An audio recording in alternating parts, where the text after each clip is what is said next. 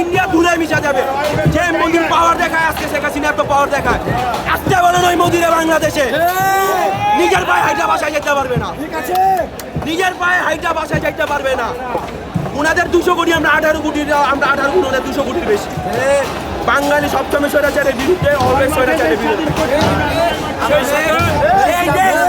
এই দেশ গণমার বাঙালি সবার, এই দেশ আবু সাইদের, এই দেশ মুক্তর, এই দেশ বরকতের, এই দেশ সালামের,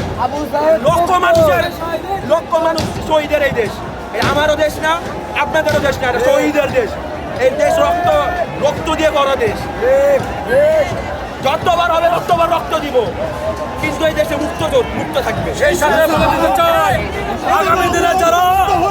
আগামী দিনের রাজনীতিবিদরা দেখে নাও, এই ছাত্র জনতার কাছ থেকে শিক্ষা নাও, যে স্বৈরা শাসকের থাকবে তার উত্থান এইভাবে ছাত্র জনতা করবে। আমরা দেখছি যে শেখ হাসিনা ভাবছিল যে বাংলাদেশের মানুষ মনে হয় তাদেরকে ভুলে গেছে, তাদের অপকর্ম ভুলে গেছে, কিন্তু আমরা ভুলি নাই। আবু সাইদের রক্ত এখনো কবরে শুকায় নাই, মুক্তর রক্ত এখনো কবরে শুকায় নাই। আমার ভাই, আমার বোন, তাদের চোখ নষ্ট হয়েছে, তারা পঙ্গুত্ব বরণ করছে শুধুমাত্র এই দেশে বৈষম্যের জন্য না, বৈষম্যের বিরুদ্ধে লড়াই করার জন্য। আমরা বৈষম্যের বিরুদ্ধে, এই দেশের মানুষের, এই দেশ 50 বছরে এই দেশ দুর্নীতি অপদুর্নীতির মাধ্যমে গেছে। আমরা এই বাড়ি মারতেছে, আমরা এইটার বিরুদ্ধে দেখাইতে চাই যে ভবিষ্যতে কেউ যদি এই দেশের জনগণের উপরে অত্যাচার করে তার পরিণতি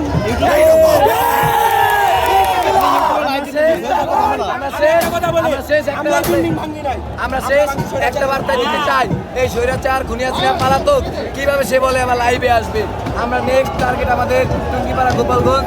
আমরা ইনশাল্লাহ যদি নেক্সট টাইম কোনো নৈরাজ্য সৃষ্টি করার চেষ্টা করে আমরা ঢাকা থেকে ওই গোপালগঞ্জে যাব। আমাদের এটা ভাঙতে মাত্র 2 মিনিট লাগছে, ওই গোপালগঞ্জ সরিয়ে দিতে আমাদের 5 মিনিট সময় লাগবে না যদি কোনো ধরনের নৈরাজ্য সৃষ্টি করার চেষ্টা করে। আবু সাইদ মুক্ত,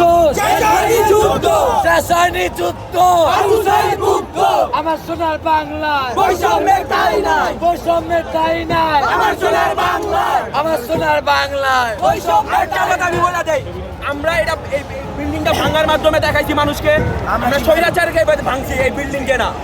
স্বৈরাচারের পছন্দ দেখাইছি আমরা এই বিল্ডিং ভাঙার মাধ্যমে।